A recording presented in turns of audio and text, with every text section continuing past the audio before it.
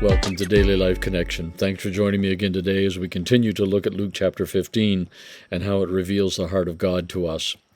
Today I want to talk about the concepts of mercy and grace because both of these elements are found in this story.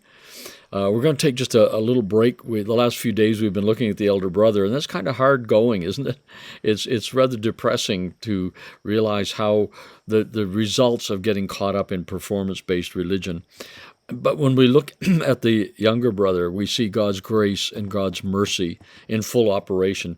So I just want to talk a little bit about that. Two terms that are so difficult to define, but that are so important for us to understand and are so beautifully shown to us in how this father treats this younger brother. So let's just take a quick look at that today. Mercy. God's mercy, we find it all through the scriptures, don't we? His mercy endures forever, which is incredibly good news. God's mercy is basically all of the activities that God engages in to us and for us because he has compassion on us.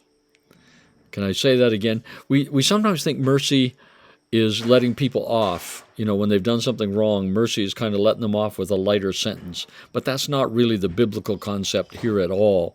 The biblical concept is much richer. The Hebrew and Greek words that are used here are so much deeper and richer. I'll say it again, what I said. It is all of the activities and actions that God takes for us and in us and through us because of his compassion for us. Because he understands us and loves us. We see it in this story when it said the father saw him from when he was afar off and had compassion for him or had mercy for him. The mercy was his running and hugging and giving ring robe and sandals and having a great celebration. That's the mercy. Compassion is how he sees us and views us. Mercy is the result of that. Mercy is his compassionate love for us that stimulates him to do things for us. His actions are his mercy toward us.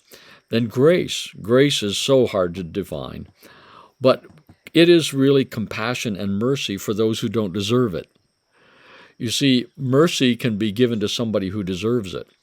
Somebody who's a victim, and God responds on their behalf and delivers them or strengthens them or enables them or blesses them in some way. That's mercy, and it's given to somebody who is worthy of it or deserving of it as well. Grace goes way beyond that. It goes to those who don't deserve it. It's mercy for those who don't deserve it. It's that salvation, that helping for the bad boys and girls. Not mercy can help good boys and girls and bad ones. When it's for the bad ones, it's grace, those who don't deserve it. So grace is God's help, God's action, God's favor, God's acting. Because, you see, when we have someone who's a favorite, we'll do special things for them. We'll treat them differently. We'll treat them really well. And that's what grace is. God has grace toward us. And basically what it means is that he will do everything necessary for us to have a rich, significant life to the full. We don't have to do anything. No matter, and our righteousness does not depend on and our qualification does not depend on how well we perform, which we see in this story. Grace is this younger brother who has totally failed to perform well, but yet he is given everything. He's given everything the Father has, rich, full blessings, so that he can live as if he has never messed up. That's grace. Grace is scandalous. It isn't fair. It just is poured out on those who don't deserve it. So in this story, we see mercy and grace. Mercy is God's activity, the Father's activities, his gracious, good activities that are born out of his compassion. You see, you and I might have compassion for someone, but yet not do anything about it. Mercy is the doing something about that compassion that we have. We see it in Matthew chapter 9, when it said Jesus saw the crowds and they were harassed and helpless like sheep without a shepherd, and he had compassion for them. But it doesn't stop there. He says to his disciples, now you go and heal the sick and cast out the demons and bring wholeness and healing and deliverance and freedom and salvation. You bring the good things of the kingdom of God. That's mercy. That's his compassion in action.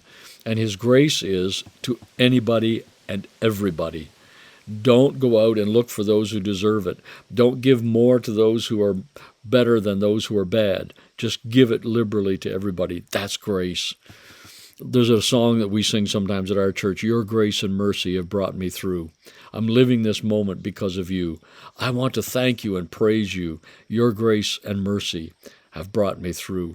And those are two amazing concepts that we see poured out, made clear to us in this story.